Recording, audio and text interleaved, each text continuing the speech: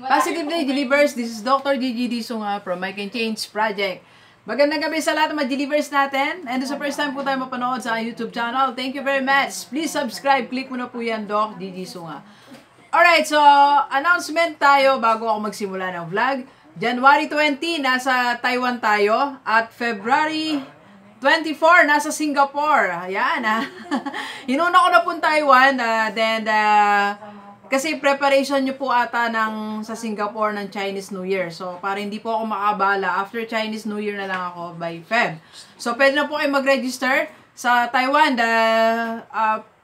Mas prepare ko po ata sa Taipei kasi parang mas marami pong Pilipino doon. So, pasensya na po doon sa medyo malayo. Magbiyahe na lang. Anyway, magkikita-kita rin naman tayo. So, pwede na po kayo mag-register. May nag-register na po kanina. Thank you very much. At yan, and if you want to advertise your business, pupuntahan ko po kayo dyan sa, I have my whole Saturday except 6 to 8 p.m. May nauna na po, naka-block na po yan kay Ma'am Alexandra Lastimosa. Hello ma'am, meron tayong 2 hours para magkwentuhan tayo. And if you want personal coaching, so message nyo ko sa aking FB page, Dr. Gigi Disunga, FB account Gigi Disunga, or 0939-5254311. Pwede nyo po akong tawagan. Okay, sharing lang ako ngayon kasi nag-message sa akin Sir Brian paano siya nagkaroon ng negosyo dito sa Pilipinas, okay? So, isa po siyang OFW.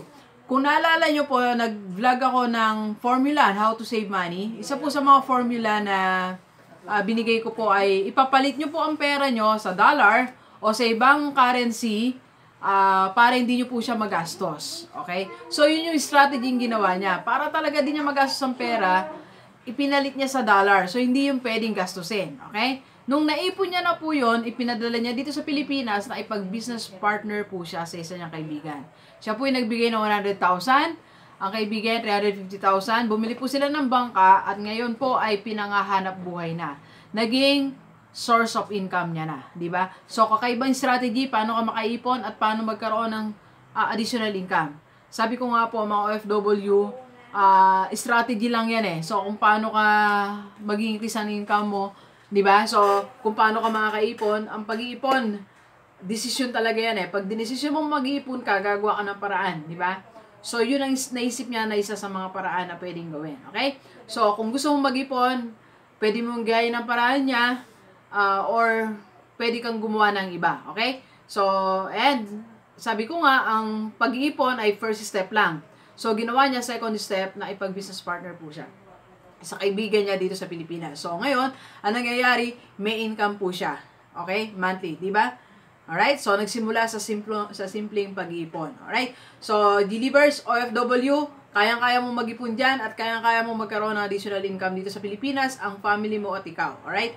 So, parang senior kagabi ni Ma'am Joy. Hi, Ma'am Joy. Bumili siya ng bilyaran. Okay? Worth 35,000. Pero, ang kita po ng bilyaran niya, 1,200 a day. So, in 1 month, nakuha niya na yung puhunan. At ngayon, may income ang kanyang mister. Hindi niya na pinoproblema yung ibang gastusin nila. Diba? So, ulitin natin. Let me reiterate. Strategy lang kailangan mo, Delivers, at panindigan mo lang yung decision mo. Okay? Mahalaga na meron kang additional income at mahalaga din naman may income ang pamilya mo sa Pilipinas. So, paano magsisimula yan? Magsimula ka ng mag-ipon. Alright, so please share this video sa lahat ng mga kaibigan natin, OFW, kahit dito sa Pilipinas, para sama-sama tayo mabago, tumulad ang ating buhay. Alright, so thank you very much, Delivers. Enjoy the rest of the day and see you Taiwan. Let's go, let's go!